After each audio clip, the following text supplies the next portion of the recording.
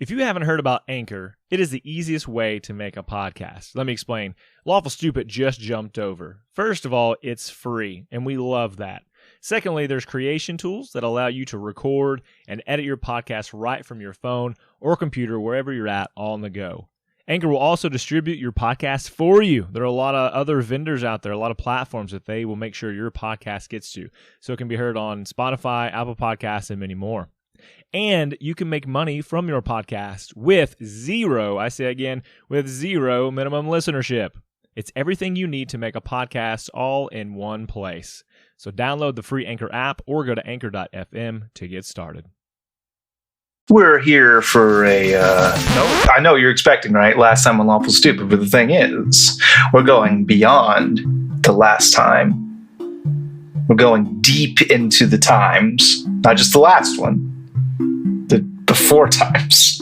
And we're here to talk about a character that you know as Barrett Skysong. But that's not his real name, is it? No, it's not. His real name. Am I giving that now? Yeah, give it. It's Wick. That's it. Just Wick. Just Wick. Just one name like Cher. That's all he needs. And we're going to talk about Wick. We're going to do another one-on-one shot like we did for all the other characters. And we will do for all the future characters as these ones inevitably fall and die peasants' deaths.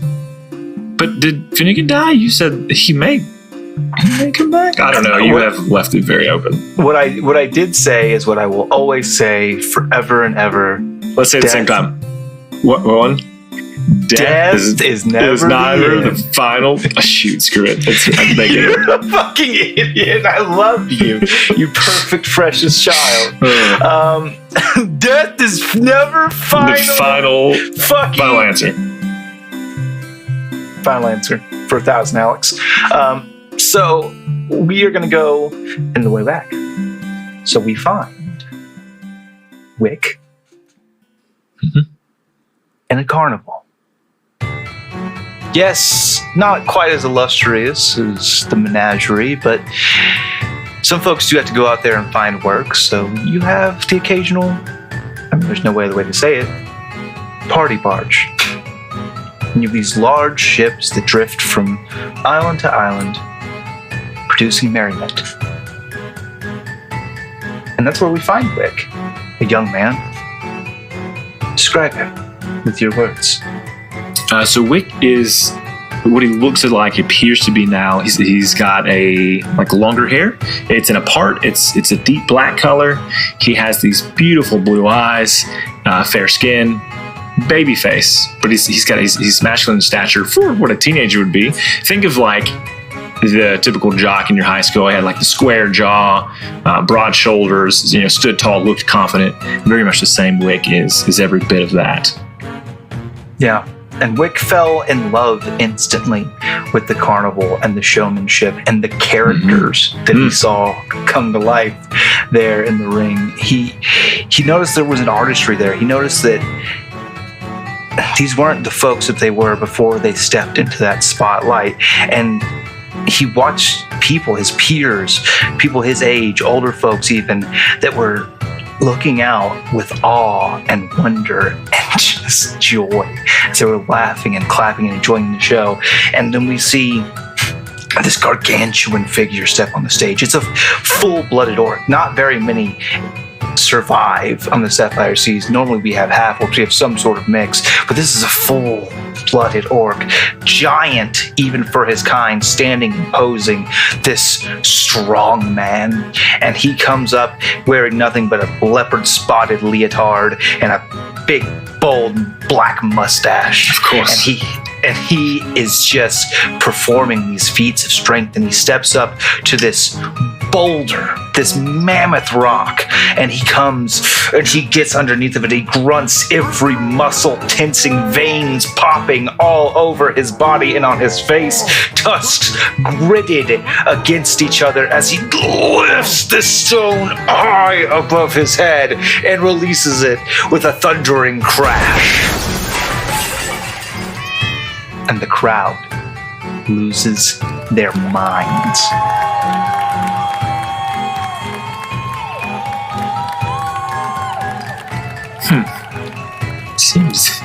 And I stand up. Wick stands up in this crowd of people who are in this grassy area watching this from wherever they are, and says, "You think that was impressive?" And I run up on stage, and as I reach out and touch this individual on the shoulder and say, "Could you stand back and let a real pro do it?"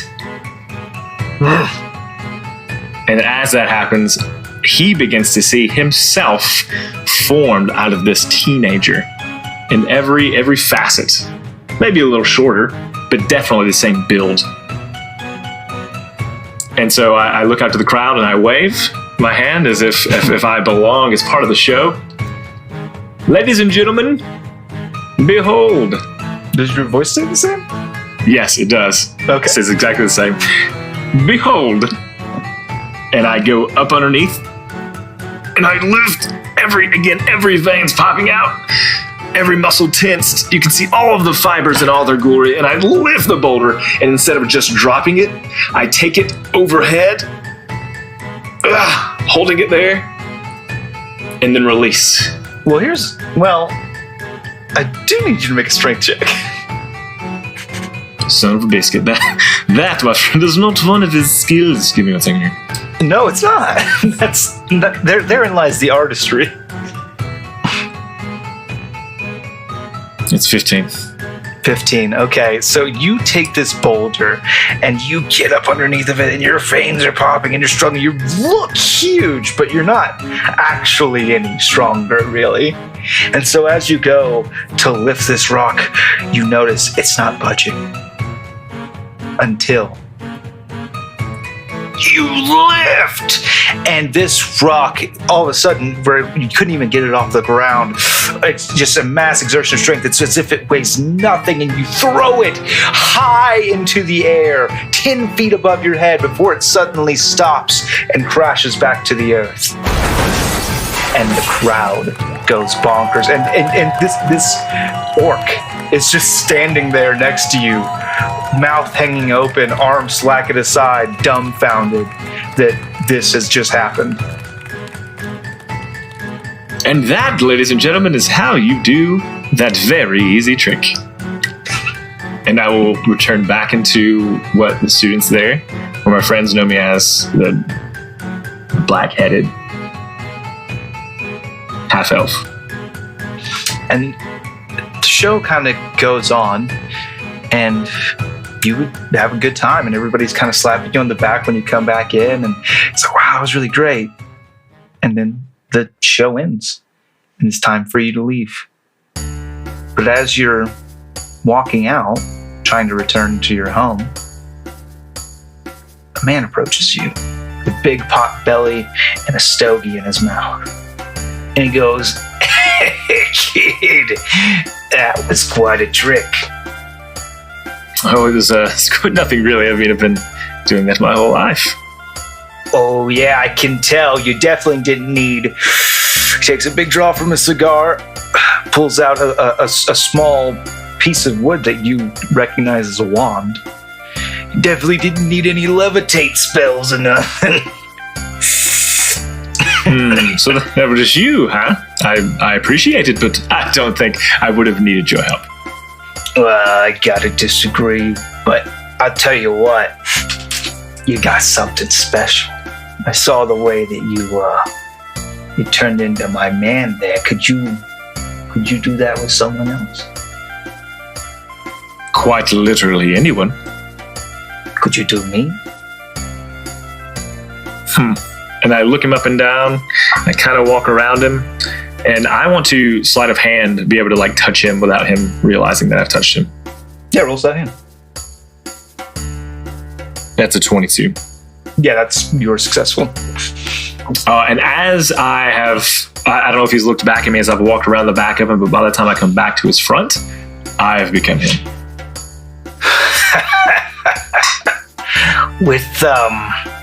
Now, I understand that with folks of your nature, you can look like me, but you can't do the things that I do, right? Well, I'm not quite sure what you mean by that. Well, and he prestidigitates, and he creates some like magic sparks from his hands.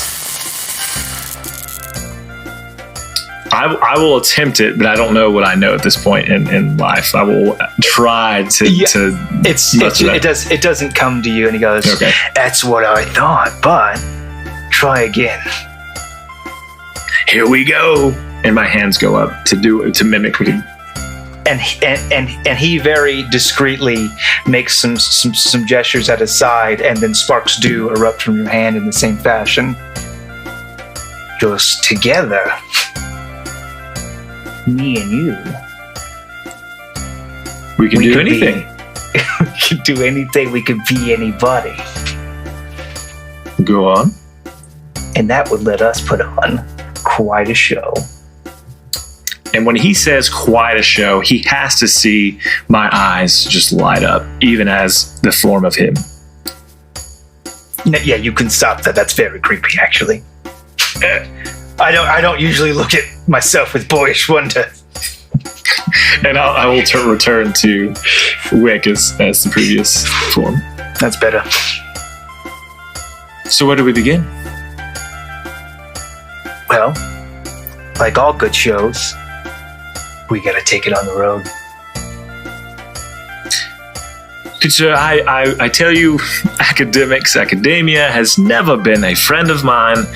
Naturally, if you checked my grades, I would come off as superior. I would show us outperforming many of my peers.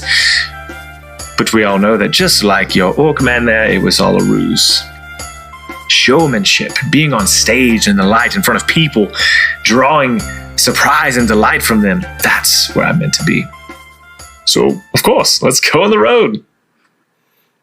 And then we kind of see a slight montage. We see years of Wick's life as he is traveling with the circus, as he's performing any role that exists. He's allowing these new talents, these new shows to be conducted, because literally any talent, any show, any ruse that they have at the carnival, he's able to immediately double and immediately increase the potential of that show twofold just by being there. And he even starts to create, as he watches the different, like I said, he especially as he gets to know these performers, he knows they're not the people they are on stage. He knows they are characters, they are roles, and he falls in love with this concept, and not only mimicking them, but creating his own. And that's how we come to eventually meet Barrett Skysong. Yes, we do. And he is similar to that boyish, because the look that he portrayed in school was the one that he desired the most. Sort of those same things. The black hair is still long. He has a little bit of stubble now on his face that is also black. Eyes are maybe an even deeper blue, and he's certainly taller. He's always going to be a little bit taller than the people. Even if he's walking up on someone and he realizes they're taller, if he can be a little taller than them as he walks up, he's going to be. Yep. And this Skysong figure is in its own right his own part of the show, and once again, as we know, you can't copy techniques, you can only copy appearance. But along the way, you start learning things from the other Carnies, including the liar. And it turns out that Skysong, aptly named, has a great affinity for song. And that became a huge draw for the Carnies. No longer copying other figures to perform these acts, going on as his own invented persona, as Barrett Skysong, performing and chanting with song, finding the true magic that exists within every verse, within every chord.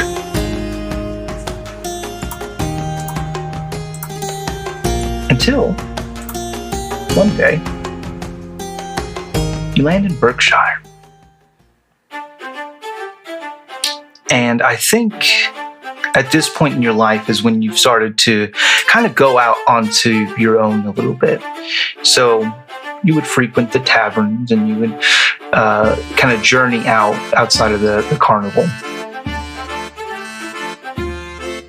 Is that fair to say? Yes. I thought you were just going to keep painting this picture. I love it. Sometimes I want you to talk too big. And so I think that one evening at a tavern, you're playing your lyre and you're singing, and because you are very handsome, you chose the way you look, and you are this amalgamation of all the features you've admired in others, you get quite a bit of attention from the lady folk. They follow you, they fawn over, and I think that's kind of the same everywhere you go. Probably to the point where it's not super interesting to you. It's not. Now it's just blah. It's not even that interesting anymore. Yeah. People are only interested in looks, and it's obvious. I've created my own poison, and I'm dealing with it. There is one figure, though, that you notice in Berkshire, a waitress in the tavern. She is a tiefling woman with horns curled back, and even they look like they're inscribed with these markings in ivory that you don't recognize. And she's got this faint pale pink hair that wraps in braids down her neck and her back all the way down to her waist in a tight long braid. And she wears simple but very clean cotton garb, and she's the only woman that's not looking at you twice. I think maybe after one of these shows, I've collected my payment that is due me, and maybe the place is closing up. She's cleaning up behind a bar, and I take a seat at said bar. Excuse me, So, is the bar still open? I'd love to have a drink.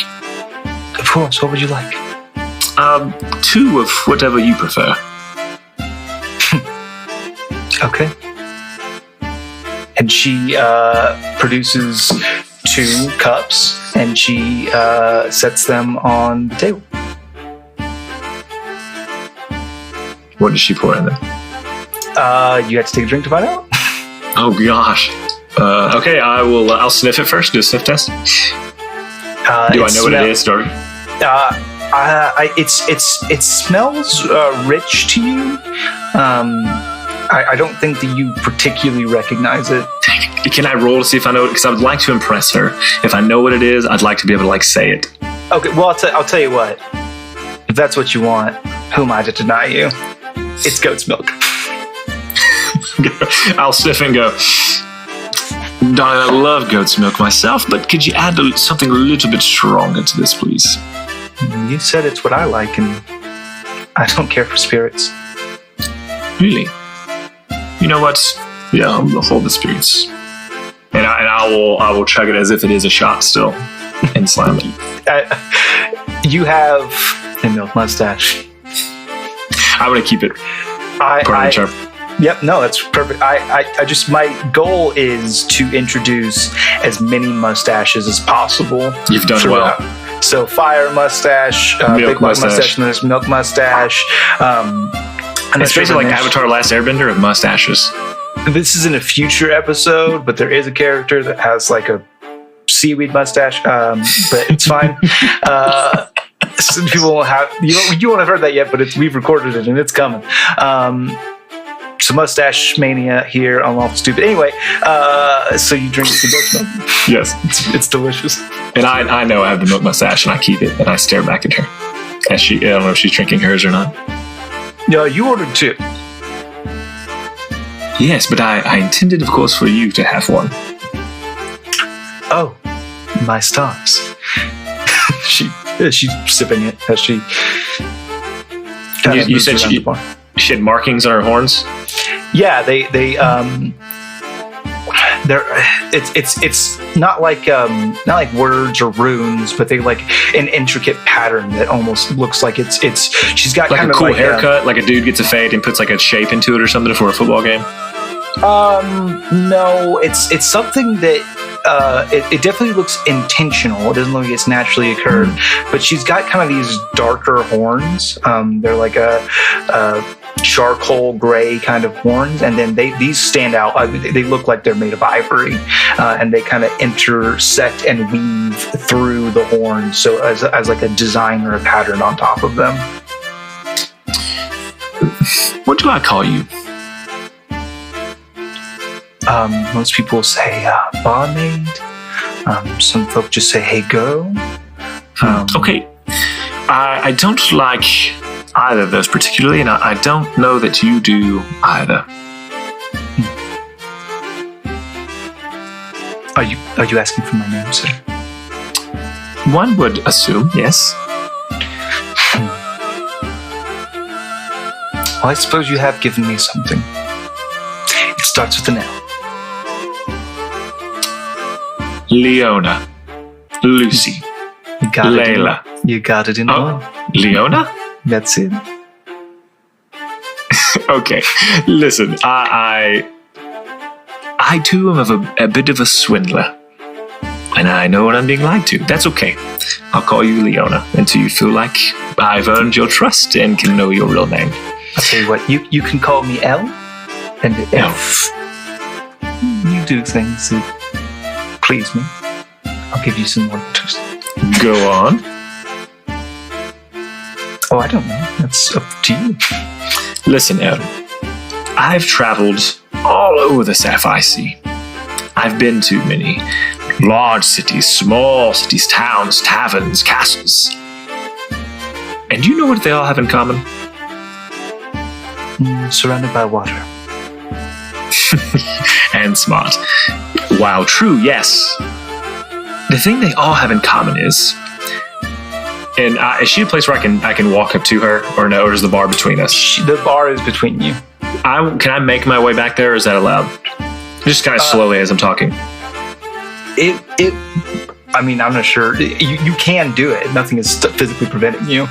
Okay, let's do this. If she's across from me, what I'll be doing is leaning in closer. And I'll have my elbows on the bar, leaning in closer and closer as I say this. Mm-hmm. What they all have in common is that the women there cannot keep themselves away from me. Except, and I'm close enough now that I'm like pretty close noses, and I bring up and tap for you, and tap her nose, and then sit back. And that, Elle, intrigues me deeply. Well, and she kind of, you notice the moment that you touched her, she kind of stiffened. Kind of looks like you may have ruffled her there. And she says, well, as charming and as humble as you are, I shall have to continue to strive to keep my womanly woes in check. But I fear my strength is waning. Can I help you clean up?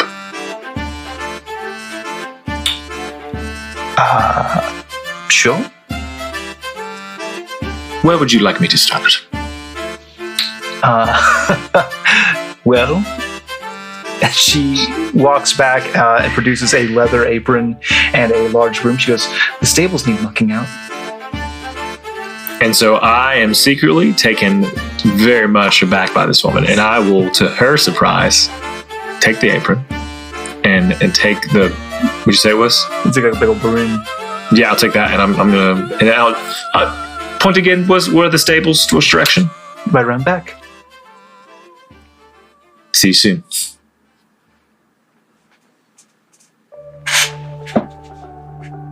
And this I think this keeps going for a while, and I think that you come to this tavern pretty regularly, and you converse with Elle, and you try to find out more.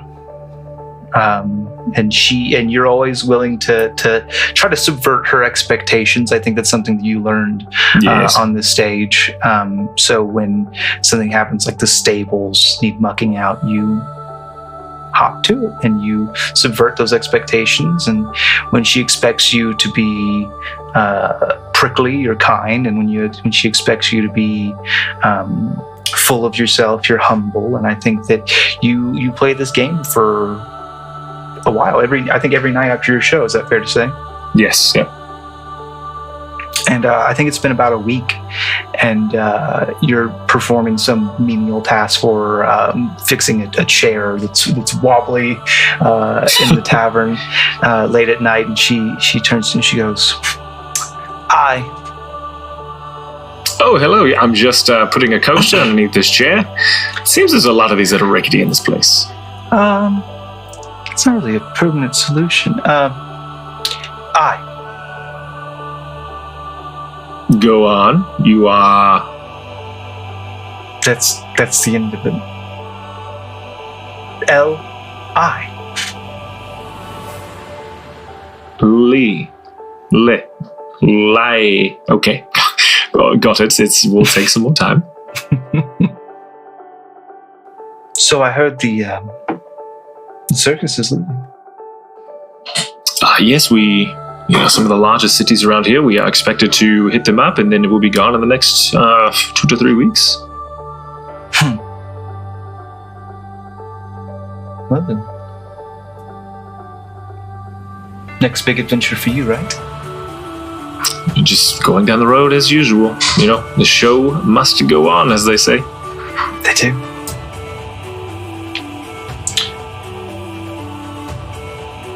What will you do? Are you going to be here for forever? I don't have very many other prospects. Why don't you come to the carnival with us? I mean, you can do the same thing there. You can help us with the horses or whatever, maintain whatever. Yes, you could come with us, and then we could hang out all the time. And then I still have a lot of letters to learn. Right away and join the circus, huh? I can assure you, you would never hurt for money, or food, or clothing, or shelter. I don't think life on the road is for me. But how do you know? If you've never been out on the road, you've been here your entire life, right? More or less. Then how would you know?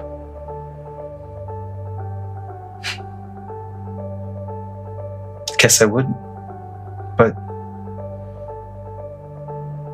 the idea is so terrifying to me. I like it here.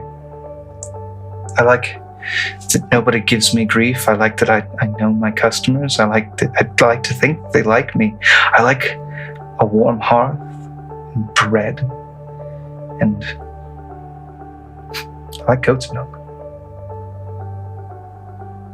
If fire and goat's milk and bread are the only things you need, and you have my friendship, and you would know, you would meet everyone, and that they are lovely people, and you would have all of those other things you wouldn't want for anything.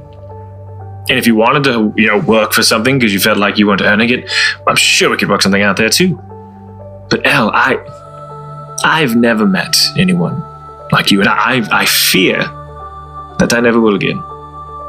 And that if I let this opportunity slip for me to spend more time with you, that I may never get it back, and I don't know when we'll come back this way.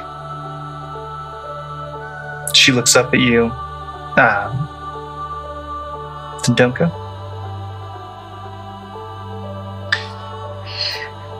And Barrett just stares at her for a second. And that's all he needs is a second. And he says, "Okay."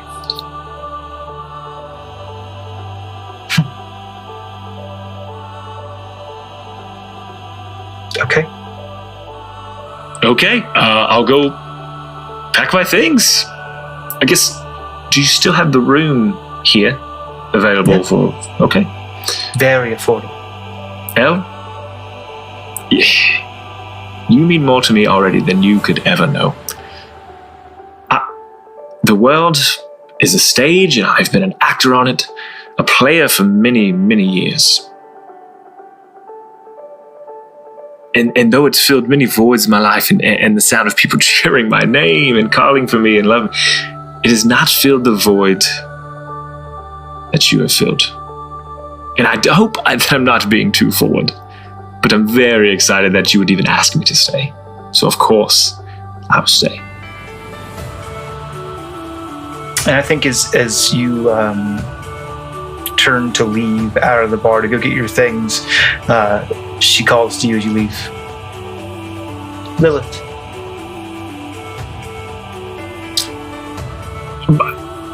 No, I am Barrett. Lilith. Yes. Lilith. The roll sweetly from your lips. That's a lot of L's. Not your fault. I'll be back.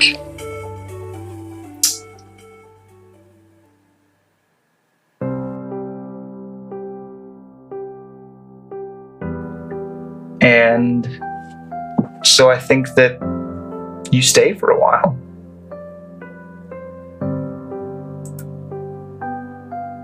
And I think that weeks turn into months.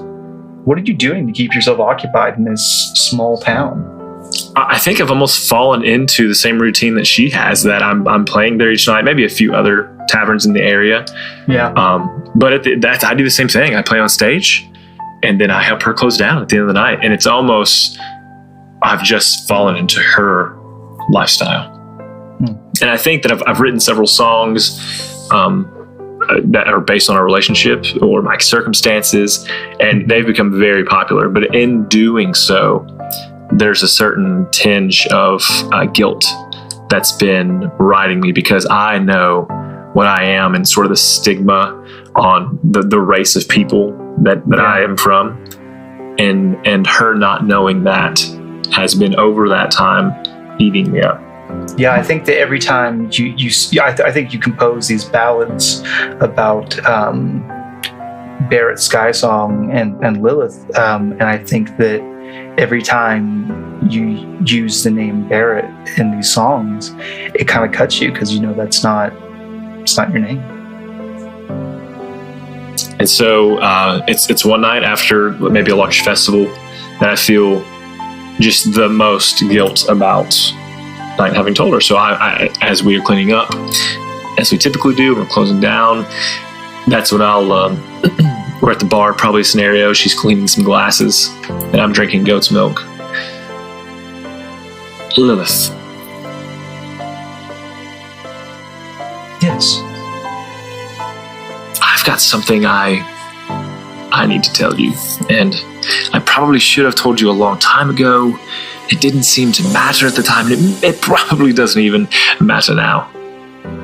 And she bolsters up, and she's got this smile, and she goes, "Oh, I've been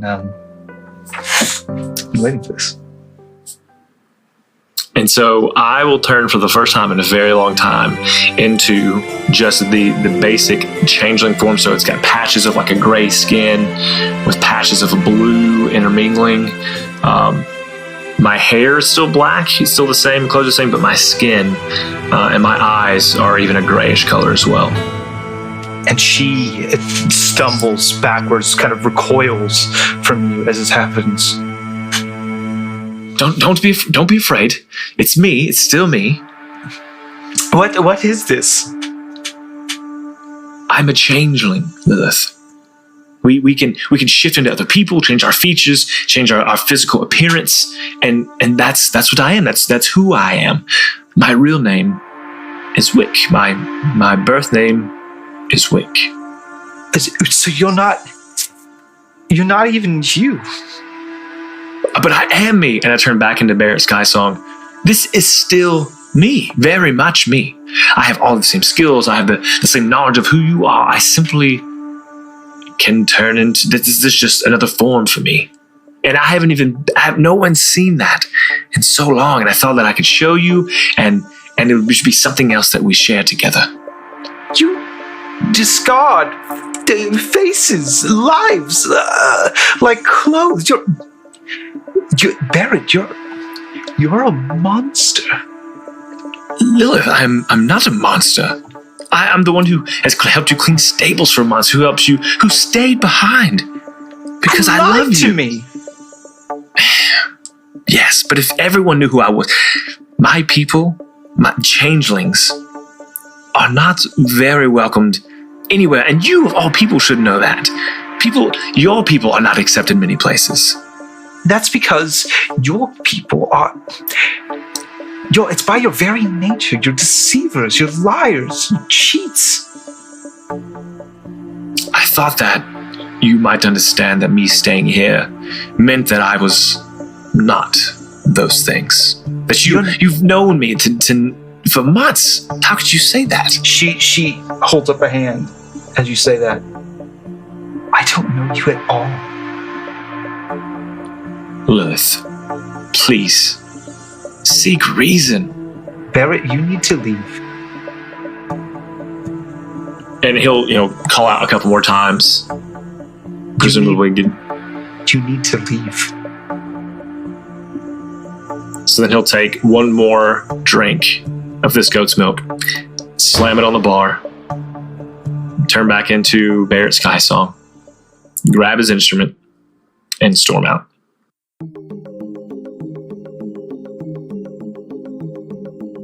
Where do you go? I go back to wherever the carnival would have set up in town, presumably a large open field. Mm-hmm. And I'm just sitting there and I'm playing my instrument and playing maybe one of the songs I wrote that was, in a way, me telling Lilith about us without her understanding what I was saying. Yeah, sing it right now. Oh, Lilith, I'm a changeling, and I'm trying to change for the better. 'Cause I can't hide the man I am inside. I'm awake, burning at both ends. Lilith, come back to me, and I will make you see that I'm the man you want me to be. Yeah, I'll be whatever you want me to be. I can change any part of my body. I can have a bigger dick if you want me to. I thought we would make it one episode. Just one.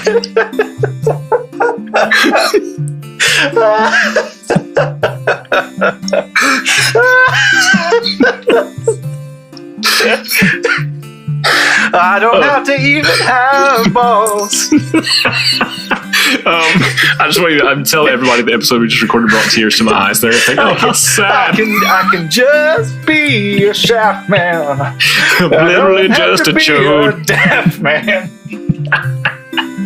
I'll show you my big plan to marry you. My new hit song is called Shower Not Grower.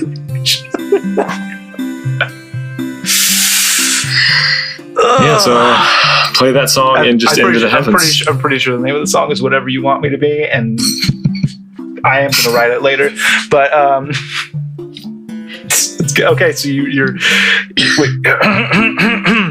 All right, here we go. You're very melancholy in this field, playing this song, pouring your heart into it. You're playing the lyre, which makes you a player and a liar. Snap. And dawn comes.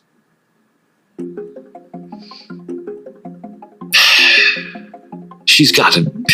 Surely she's over by now. She's slept, and so I'll go to where her home is. Okay. Lilith, are you in there? Make a perception check.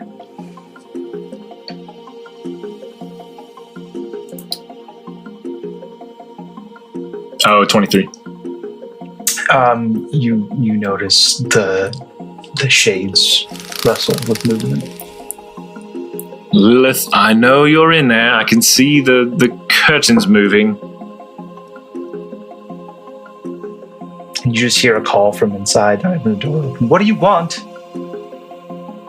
I want you. I want to talk to you. There's got to be something we can do to get through this. And she opens the door just a crack, just so that you can see one of her eyes. And she stares at you intently. And she goes, I never want to see you again. And I know she's telling the truth because of who she is, the kind of person she is. But I already have a plan in mind, and so I simply say to her, fine, as you wish. And I walk away. And the door closes.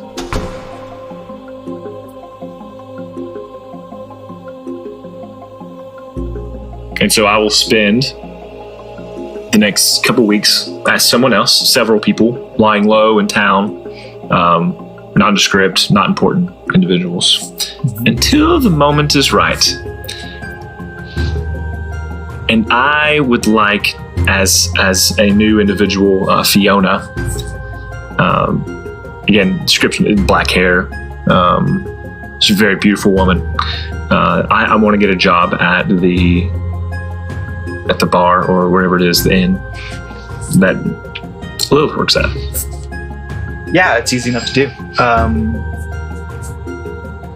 You are hired as a barmaid.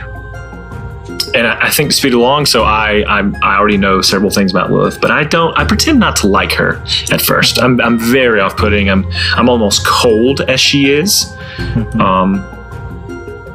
And that somehow eventually shows up as a sort of friendship for them. Like, the colder they can be to one another, the more funny it is. That's how they bond.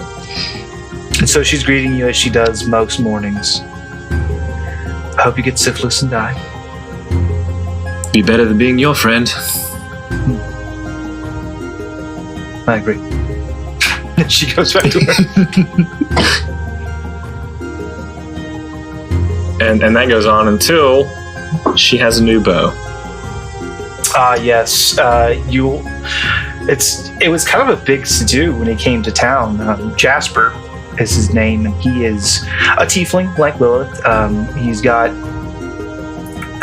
these big red horns that go off to the side of his head, and he wears really, really like expensive clothing. You've been around enough, as Wick, to you've met your fair share of nobles, and not nobles, but well-to-do aristocrats, people of means, and instantly that this guy is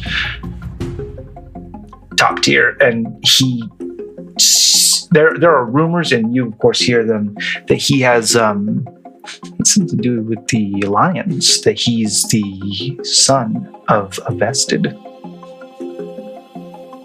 And I don't like him at all. And so I have to keep the facade as being her friend. And so every opportunity that I get, I'm in his way. I'm trying to shoo him away from us because I just want Lilith to myself in whatever way I can get her. And I've been able to be her friend, and so I'll take that. Yeah, and you have mixed success. I think you're able to ruin your fair share of evenings, but Jasper is persistent in his courting. And even I think there's a point where he takes kind of an interest in you as Fiona, which I don't know if you said that your name's Fiona. As Fiona, he kind of takes an interest, and he's asking you about like where you came from and what you're doing here. And I think that as you're kind of giving these cold shoulder, you don't like him, and he confesses to you, I just listen. You're Lilith's best friend, and I just want to. I want to make a good impression, and I thought if I could get you to like me, it would help my chances of it. My job is to never like you. That seems like an odd, very specific condition of employment, especially for somebody in the hospitality industry. Is there anything that we can do about that? Listen, you seem well off enough that you could have anyone you want. Yet you traipse in here to this small inn, this place where not a lot of people get out of, and find my friend Lilith. And I just find it very odd. I mean, I was as taken aback as you, honestly, but you're right. I could have just about any woman I wanted, and I found the one that I want. I intend to propose marriage. That infuriates me as Wick being Fiona. That really lights your wick. And that really wicks my wick, and I will just glare at him and then storm away. Damn it.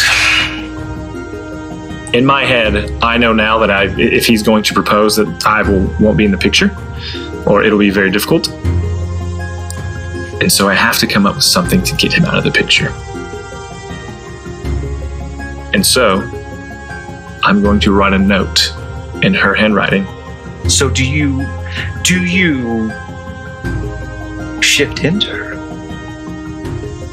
Not yet. So the plan will be, I'm going to have him meet me somewhere as Lilith. Okay. Out on the outskirts of the city, maybe an abandoned house or something. And it says, meet me here, and just for whatever reason. Yeah. But he's I going have a to surprise for you. Or... Yes. Okay. 2 days hence. 2 days hence. And okay. And you're writing that as though you are Lilith. Yes. Okay.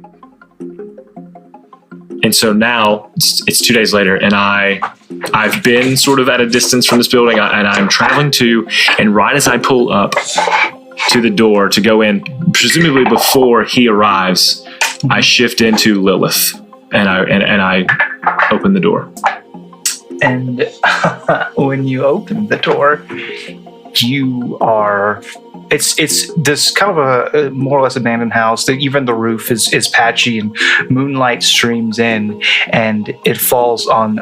You see a figure in the shadows, presumably Jasper. But as this figure steps into the moonlight, you see it's Lilith. Why are you? Why? And I'm trying to talk in her voice, but it's almost. Why are you here? I know that's you, Wick. And so, it's back into Wick. How did you know? Into Wick or into Skysong? Into Wick. Just it doesn't want to hide the facade from Lilith. Okay. How did you know? How did you know this? I don't even know what to ask now. How? And she just starts to laugh. I know something's wrong because she does not laugh. Especially now that she knows what's wrong with you. And then you see her shape twist and become Jasper for a moment. And then the laughter continues. As the figure shifts again into a gray skin changeling man. No words. Just stares.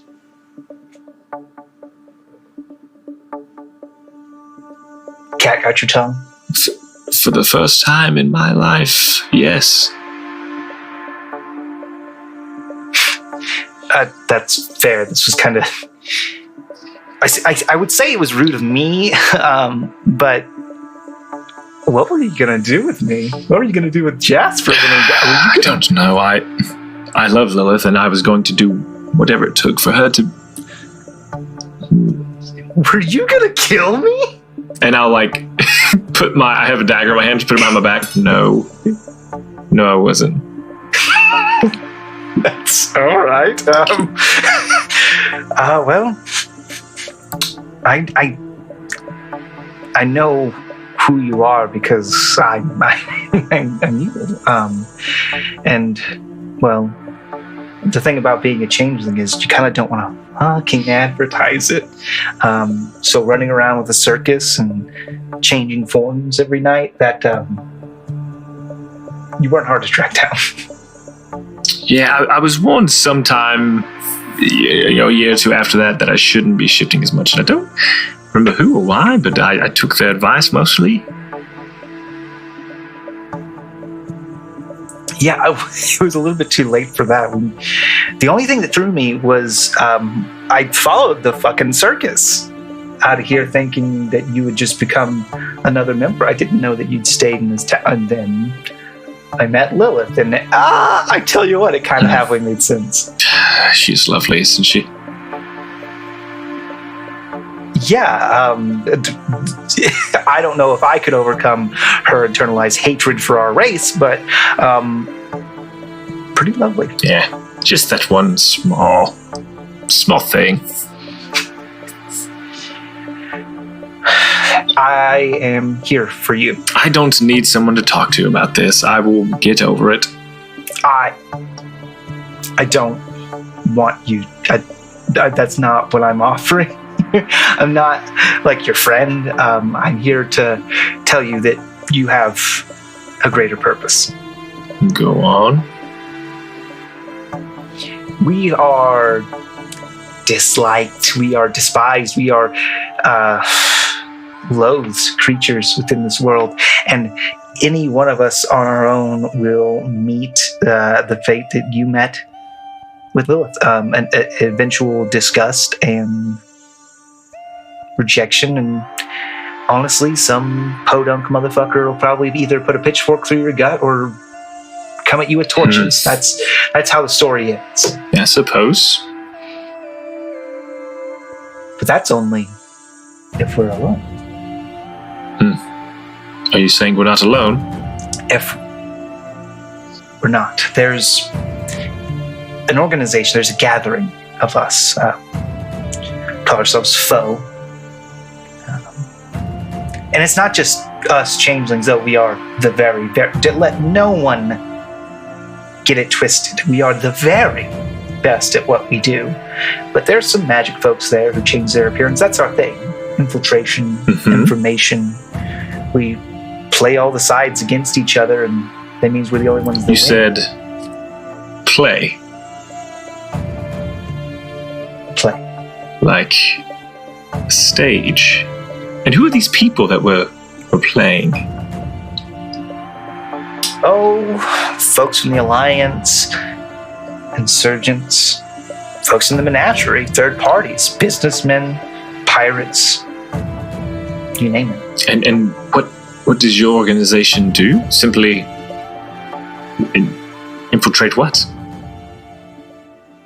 Infiltrate. So I go, and he turns into like a very almost cartoonish pirate with like a big black beard and a hat and a peg leg and a hook hand. He goes, "Arr, matey, arr, arr, arr," and then I'm a pirate for a while.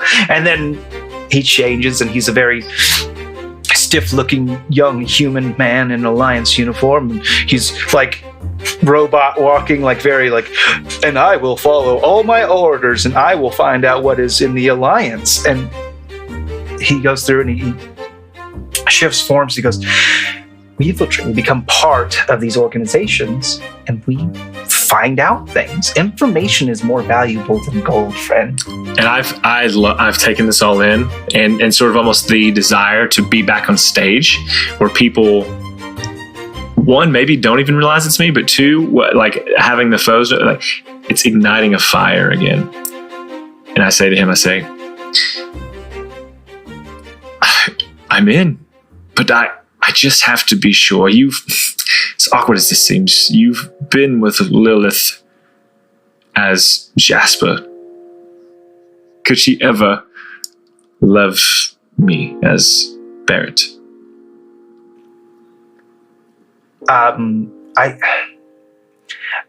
You're not bad at what we do yourself. And if you were Barrett, yeah, I think she could absolutely love you. The problem is, she knows that Barrett is Wick, and she will never love Wick. Okay. When do we start? Immediately. And it is not long after that you find yourself in a persona that you've gotten pretty comfortable with, as Fiona Journey, in this standard Alliance uniform, as you're reporting to your superior officer, your contact, your handler. Jacobo, yes. I call it, but okay, go ahead. Oh, yes. Ensign Journey. That's not what he sounds like. 1 second. Yes. Ensign Journey. Welcome. It's good to be here.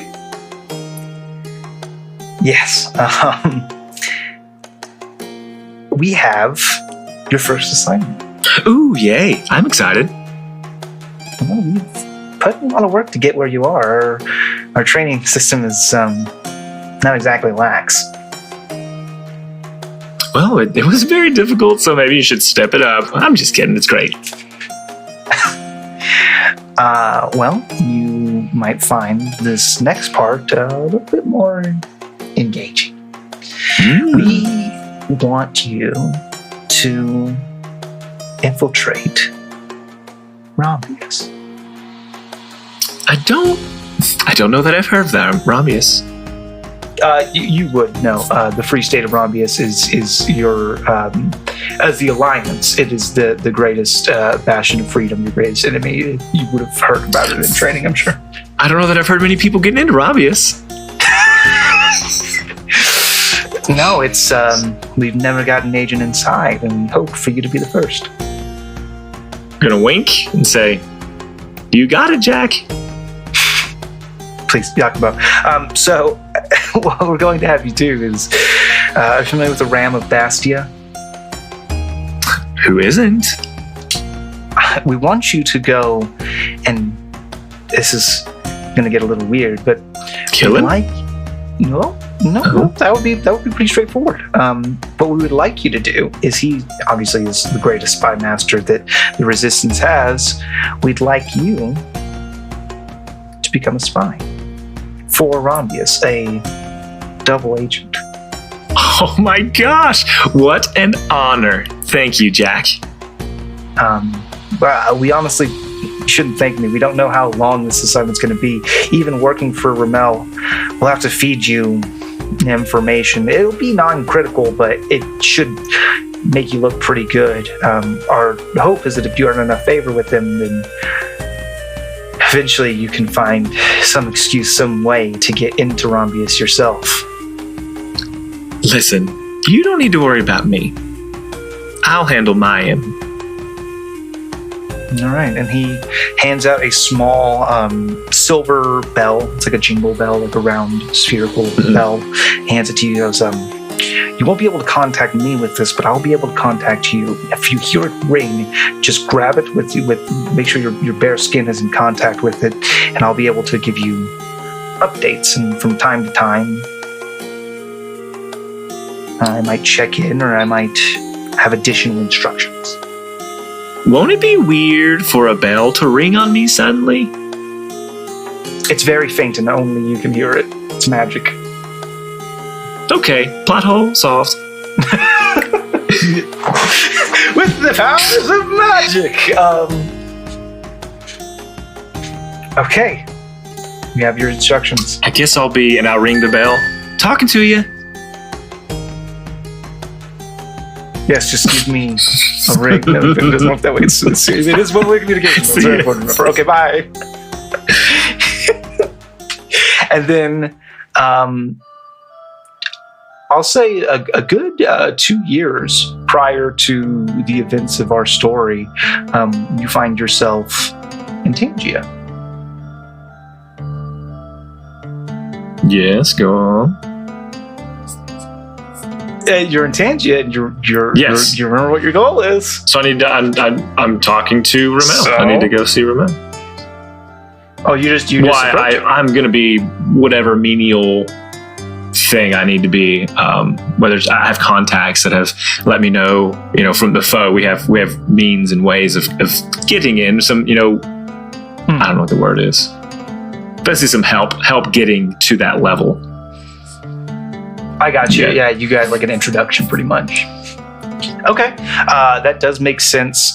It is worth noting, just for all the listeners at home, that you do have contacts through the foe, and you do have contacts through the Alliance. They do not know about each other. So it's the Alliance. Just so it's very clear, because there's a lot of duplicity here. the Alliance only know you as Fiona Journey. And the Rebellion or the Resistance only know me as Barrett Skysong. Barrett Skysong. And so, as Barrett, you are through the foe. I think another agent who's been kind of working in the area, an agent that's been working in the area as a kind of like corrupt wharf master, kind of selling information and secrets and trade through the foe, and kind of assuming this persona is able to make the introduction for you to Ramel. And he goes, now why would I want a huge scene-making bard on my payroll? My friend Ramel. Do I call you Ramel? Do I call you the Ram? Which do you prefer? Ramel is fine. Oh, the Ram of Bastion was my father. And my condolences. The thing about pretty people is that often people think they are also dumb. Like, you almost can't hold those two things in context. I agree. And he gestures to his pristine face with no scars or markings on it. He goes, that's why I'm glad I'll always have my looks. Yes, and so what my role is to be that pretty face and that seemingly oblivious bard. I can get to a lot of places because people think they can talk around me, and I'm just not going to pay attention to it. I can get in and out of places without being seen. Second story work is nothing, pretty much anything you need me to do. I've been very successful up to this point. Well, you come highly recommended. I tell you what, we'll start you off on some smaller jobs and we'll see what kind of treasures you can bring me. There's anything you need. Well, Skysong, welcome aboard. And he extends you a hand to shake. Thank you, the Ram of Bastion. That's my father. I'm kidding, I know. See, stupid, I was acting stupid, that was part of it. Oh, I just thought you were. Anyway, you're a very good actor. And time passes, and eventually, about 2 years later, as you've proven yourself and traded information and secrets and, kind of led this life of three faces and have lied and cheated and worked your way through, Ram calls you in because he has a very important job for you. Well, how can it be of service? I want you to accompany these folks here to Rambius. And that's what we're in this session. But it's beautifully made. I love it. So this has been Devin's second of 15 one-on-one shots for the new characters he will introduce as they die. Yeah. Horrible peasants' deaths. Yep. I look forward to meeting his next character. I think that by the time that we catch up with the coordinates we're at now, he should be on his fourth character. Will they have a shirt on? Will they not? We don't know. I do. Probably not. The odds are at this point where 2 out of 3 of my characters have not worn shirts. Yeah, and that's just on the podcast. You should see me now. Mom. You can only see me. I'm a successful D&D podcast. Thank you so much for listening. Tune in for Garrett's one-on-one shot so we can get to know that boy, and we'll see how these two new faces fare on the crew of Fate's Compass. Yes, can't wait. We love you. Love you. Bye. Bye.